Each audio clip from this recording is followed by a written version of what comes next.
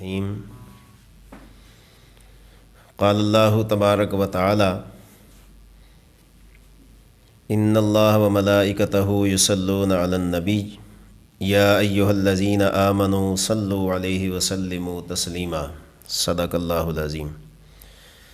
اللہم صلی علی سیدنا و مولانا محمد وعلی آل سیدنا و مولانا محمد وبارک وسلم تسلیما کثیرا کثیرا۔ محترم سامعین، آج میں آپ حضرات کے سامنے نبی محترم صلی اللہ علیہ وسلم کی بارگاہ عالیہ میں درود و سلام پڑھنے کے بارے میں چند معروضات پیش کرنے کی سعادت حاصل کروں گا،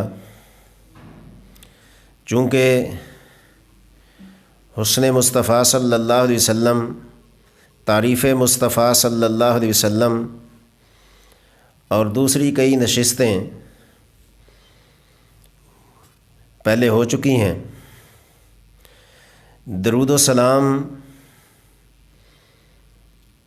وہ موضوع ہے کہ جس کو اللہ تبارک و تعالی نے قرآن پاک کی سورہ احزاب کے اندر ذکر فرمایا، اور اس میں یہ واضح فرمایا کہ نبی اکرم صلی اللہ علیہ وسلم پر اللہ تعالیٰ کی ذات بابرکت درود و سلام پیش کرتی ہے، اور آپ صلی اللہ علیہ وسلم کی خدمت میں فرشتے بھی سلام اور درود پیش کرتے ہیں۔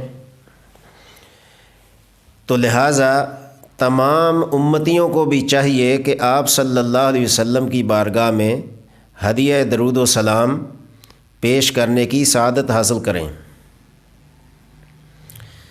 قرآن پاک کی نص یہ ثابت کرتی ہے کہ درود و سلام پڑھنے میں کسی قسم کا کوئی شک شبہ نہیں، کہ اللہ کے قرآن نے جس چیز کا حکم فرمایا اس سے بڑھ کر اور کیا ثبوت چاہیے۔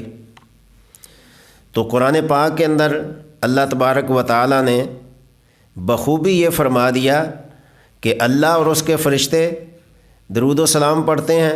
اے ایمان والو، آپ بھی آپ صلی اللہ علیہ وسلم کی بارگاہ میں درود اور سلام دونوں پیش کریں۔ اس ضمن میں ایک حدیث پاک بھی آپ کے گوش گزار کرنا ضروری سمجھتا ہوں۔ ویسے تو بہت ساری احادیث ہیں، لیکن ایک حدیث جو جامع ترین ہے وہ آپ کے گوش گزارتا ہوں، جس کے راوی حضرت ابو ہریرہ رضی اللہ تعالی عنہ مشہور صحابی ہیں۔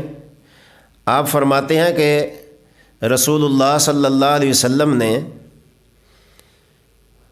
حکم فرمایا کہ جو شخص مجھ پر ایک مرتبہ درود پڑھے گا، اللہ تعالیٰ کی اس پر 10 رحمتیں نازل ہوں گی۔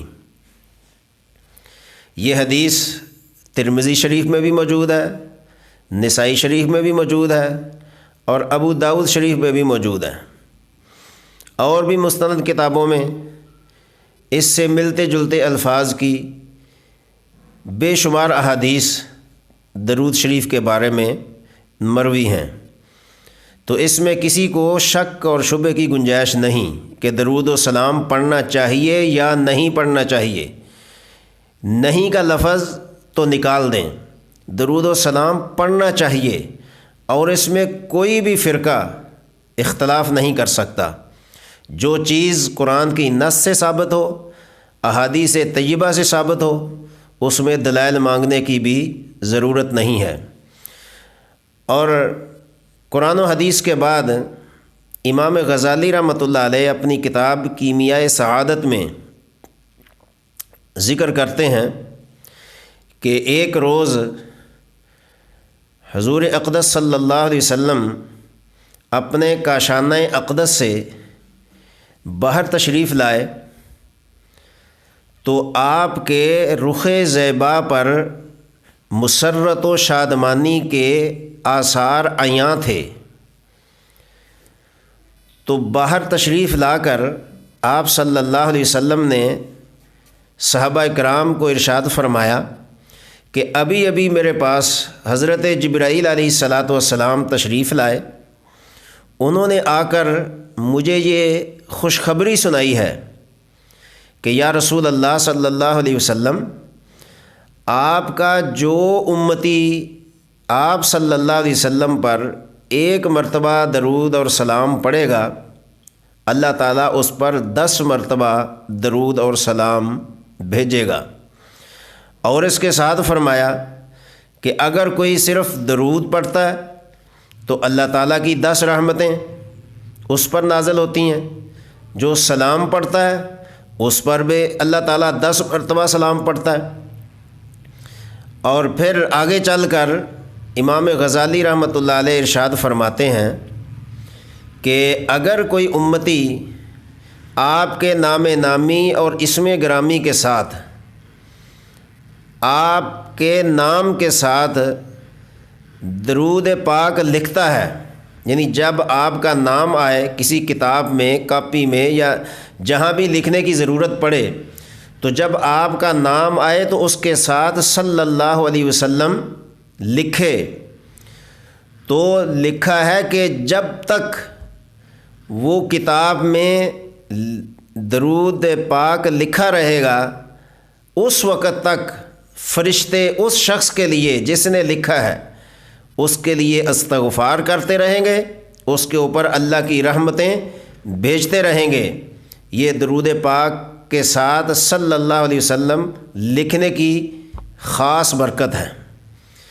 تو یہ میں نے جتنے حوالہ جات آپ کی خدمت میں پیش کیے ہیں، جتنی چیزیں رکھی ہیں، ان سب کے بعد ہر امتی کو یہ سمجھ لینا چاہیے کہ ہمیں درود و سلام پڑھنے کی کس قدر تاکید ہے اور کس قدر پڑھنا چاہیے۔ اب آ جائیں درود کیا ہے اور سلام کیا ہے۔ تو اس میں تو کسی خاص دلیل کی ضرورت نہیں۔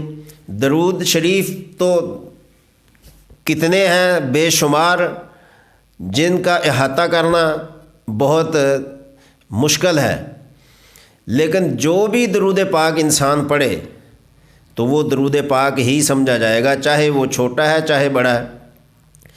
سب سے زیادہ جو فضیلت اور برکت والا درود پاک ہے، جس کو اللہ تبارک و تعالیٰ نے دوران نماز فرض کیا، جس کو درود ابراہیمی کہتے ہیں، یہ درود پاک اس لحاظ سے بھی سب سے افضل اور اعلیٰ ہے کہ نماز کا جو عمل ہے یہ تمام اعمال کی صدر ہے، مجموعہ عبادت کا نماز ہے، جس کے اندر قیام، رکوع، سجود، تشہد، درود پاک، آخر میں دعا۔ نماز کے اندر اللہ تبارک و تعالیٰ نے کتنی ساری چیزیں جمع کر دی ہیں، تو نماز تمام عبادات کی صدر ہے۔ تو اس نماز کے اندر اللہ تبارک و تعالیٰ نے جو درود پاک رکھا ہے وہ بھی سب سے افضل اور اعلیٰ ہی رکھا ہے، اس لیے کہ درود ابراہیمی کے اندر آپ صلی اللہ علیہ وسلم کی ذات بابرکت پر درود بھی ہے اور آپ کی آل پر درود بھی ہے، حضرت ابراہیم علیہ السلام پر بھی درود شریف ہے، حضرت ابراہیم علیہ السلام کی آل و اولاد کے اوپر بھی درود پاک درود ابراہیمی کے اندر موجود ہے۔ تو جب انسان درود ابراہیمی پڑھے گا تو اس کے اندر آپ صلی اللہ علیہ وسلم پر، آپ کی آل پر، حضرت ابراہیم علیہ السلام پر، آپ کی آل پر کتنی مرتبہ، یعنی 4 مرتبہ درود شریف پڑھا جائے گا۔ تو نماز کی کتنی رکعتیں ہیں، کتنی دفعہ انسان اتحیات پڑھے گا، کتنی دفعہ انسان درود پاک پڑھے گا، اتنا ہی اس کا درود پاک قابل قبول ہوگا۔ دوسری چیز سلام، جو میں نے عرض کیا کہ سلام کیا چیز ہے۔ سلام جب ہم اتحیات پڑھتے ہیں، اتحیات کے اندر اللہ تبارک و تعالیٰ نے فرمایا السلام علیکہ ایھا النبی ورحمۃ اللہ وبرکاتہ۔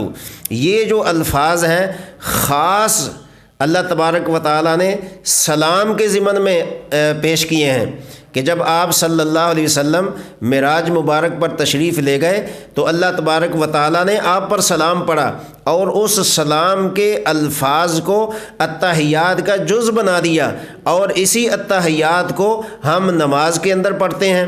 تو گویا کہ کوئی بھی امتی جب نماز جیسی عبادت کرے گا، نماز جیسی عبادت میں مشغول ہوگا، نماز جیسی عبادت کے لیے وضو کرے گا، نماز جیسی عبادت کے لیے اللہ کی بارگاہ میں پیش ہوگا، حاضر ہوگا، تو اس میں جب وہ التحیات پڑھے گا، التحیات کے اندر اپنے نبی صلی اللہ علیہ وسلم پر وہ سلام پڑھ رہا ہے، سلام عرض کر رہا ہے، جس سلام کا ذکر اللہ نے قرآن پاک کی سورہ احزاب کے اندر فرمایا، جس سلام کا ذکر نبی اکرم صلی اللہ علیہ وسلم نے احادیث طیبہ کے اندر فرمایا، جس سلام کا ذکر صحابہ کرام روایت کرتے ہیں، اسی سلام کو امتی ہونے کے ناطے وہ التحیات کے اندر پڑھ رہا ہے، اور التحیات کے بعد درود ابراہیمی پڑھ رہا ہے۔ تو انسان امتی کتنا قابل قدر ہوگا جو یہ دونوں کام کر رہا ہے، نماز کے اندر وہ بھی، سلام بھی اور درود پاک بھی۔ تو یہ درود و سلام کی اصل حقیقت ہے جو ہم نماز کے اندر اس کا ذائقہ چکھ سکتے ہیں۔ تو لہٰذا ہر امتی کو اس بارے میں غور و فکر کرنا چاہیے۔ آخر میں آپ کو درود شریف کے بارے میں ایک مختصر سا ایسا عمل جو ہر امتی اگر روزانہ 1 منٹ کر لے، 1 منٹ اگر وہ درود پاک پڑھ لے تو کروڑوں نیکیاں وہ کما سکتا ہے مہینے کے اندر اور سال کے اندر۔ ویسے تو کتنے ہی درود پاک ہیں، کوئی بھی درود شریف آپ پڑھیں انشاءاللہ تعالی۔ آپ صلی اللہ علیہ وسلم نے فرمایا کہ درود پاک جو بھی میرا امتی جہاں بھی، جب بھی، جیسے بھی پڑھتا ہے، وہ فرشتے مجھ تک پہنچاتے ہیں، میرے سامنے پیش ہوتا ہے، اور مجھے بتایا جاتا ہے کہ فلاں بن فلاں نے آپ صلی اللہ علیہ وسلم پر درود پاک پڑھا ہے۔